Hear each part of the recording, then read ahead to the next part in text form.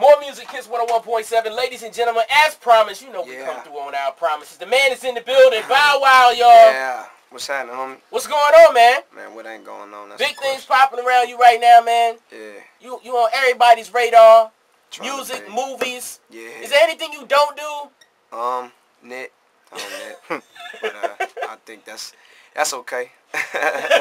Yeah, we'll let you slide with that one. Now, I ain't going to get into this too much, but I have to throw it out there. Bow Wow is an Eagles fan. Yes, I am. Yeah. Was with the homie Mike Vick yesterday. That's the homie.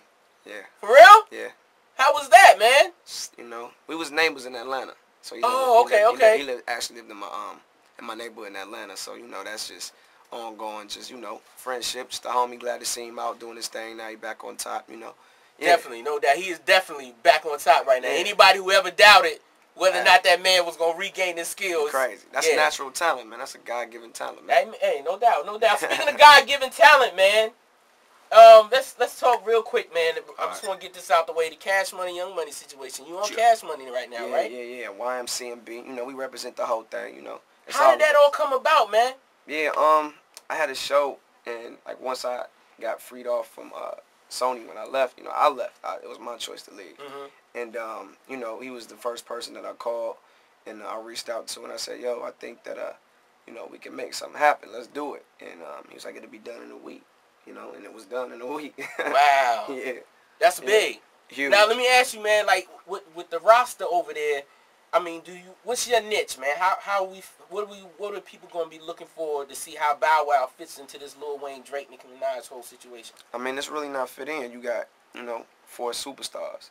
You know, so anytime you do that, and we all do different things. You know what I mean? You got Nicki, she's the female. You got Drizzy, you know, he's the hot new rap artist. You got Wayne, who, me and him are similar. We started young. We got 8 albums apiece.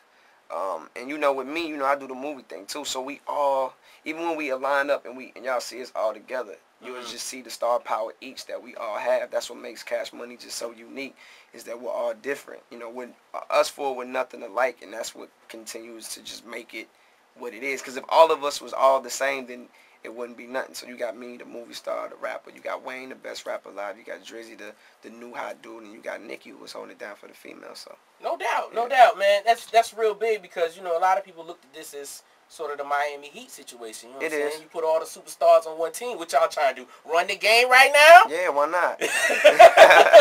I ain't mad at that, man. Talk about the new single right now with Chris Brown. Yeah, man, we got the brand new record out. Me and the homie Breezy, you know what I'm saying? They Ain't Thinking About You record, which is, you know, growing crazy like daily, you know what I'm saying? So it feels good, man, you know, to have this record in place. And, you know, it's number 2 right now on 106 and Park. I want to thank all my fans for voting. Continue to vote. I appreciate it. So, you know, once I reach that number 1, then it's on from there. So, you know, right now we just in cruise control. I feel good. New label, new record. Now it's just time to get it in and put the work in. That's what's up. Now, I got to ask you this, man. We all hear the song. We all hear the words in the song. Where was the inspiration for this one now? Where did that come from? Is that personal? Of course. Okay. I mean, you know, I'm going to keep it true. I mean, everything that I do, anything I write, you know, that's just an artist. Every artist does that. You know, you have to write from personal experiences. Not every artist. You're one of the few. Yeah, not every artist. You're one of the few. Yeah, but, you know, it's best you do it that way. It's more organic. The people receive it. I think even with Out of My System, when I did that record, I think it was so well received because they knew it was real and they knew my story. So anytime, and of course with me, my book is, you know, it's hard for me to keep things private, you know. So being that they know what I go through, and for me to record a record and for them to hear it, and for them to might have a situation like it brings us all together, and it just makes the situation even more bigger. No doubt. Now, we always see, man, child stars, quote unquote, as people say, come up, and, you know, by the time they hit their late teens, early 20s, so forth and so on, things fall apart. You have managed to escape that whole situation. How exactly did you manage to do that? Because, I mean, you're still relevant today. You know what I'm saying? You still Bow Wow. You ain't lost nothing. Just loving what I do. I think if you love what you do, and this is how you eat, and it's the only thing you know and know how to do, then why jeopardizing and losing and have nothing? You know what I'm saying? So it's kind of like, that's what I keep in mind. I love this too much, you know. And a wise man always told me it ain't what you do, it's how you do it. So, you know, I you know, so what, you know what I mean? So for me, that's just the motto I take. Yeah. No doubt. Now, with all that being considered, man, we seen you on the big screen. We know you got the music thing locked. Which one do you prefer? Both, until one of them forced me to go the other way. But until then, I'm doing both. Cube told me do both, man. He said, man, you 23, man. I'll be 24 in March. He said, man, you got to do it all. You talking like, because see, like, to me, I feel old because, you know, I was around the whole 90s era, too, of hip-hop. So I seen, you know, Snoop and Dre discovered me. So it's kind of like, in a sense, I feel like 40. But I'm turning 24 in less than like 5 months. So I guess you could say I'm kind of like a young OG in the game because I'm in the middle of an old rapper, but I'm still young. So it's kind of like it's like a mix-up. But it's dope, though, because I've seen both worlds. And, you know, and being a big fan of hip-hop, it's always good to see both sides. Exactly. Now, speaking of big fan of hip-hop, let me throw this out there. Who's your favorite rapper of all time? Of all time? All time. I ain't talking about just right now. We know Wayne on the top right now. But then it's probably Pac. Really? Of all time, Pac. It's really hard. And you spent some time living out on the West Coast. Yeah. Doing that whole... Death Row. Yeah. So, Pac.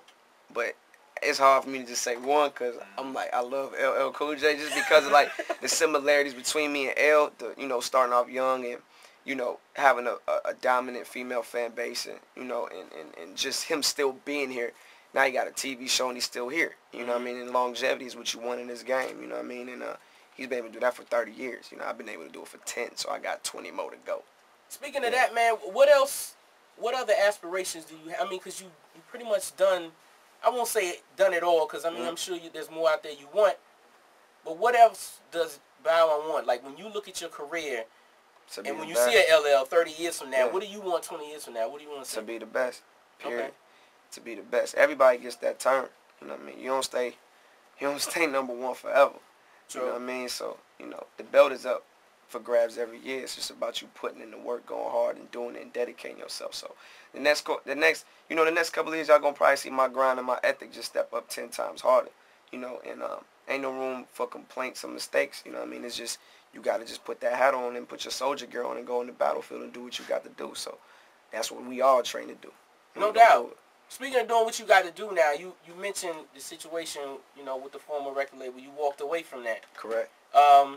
Was there any dissension in the ranks, man, or was that just a decision you was like, yo, I got to make a move? Or was there a catalyst that pushed you that way? Yeah, it was really my brand. It was just me protecting my brand. You know, I felt that, you know, I had 10 good years with Sony. I've sold 10 million records for them, and no complaints whatsoever. But anytime, you know, you're doing business or you're dealing with business, it's okay to think about self.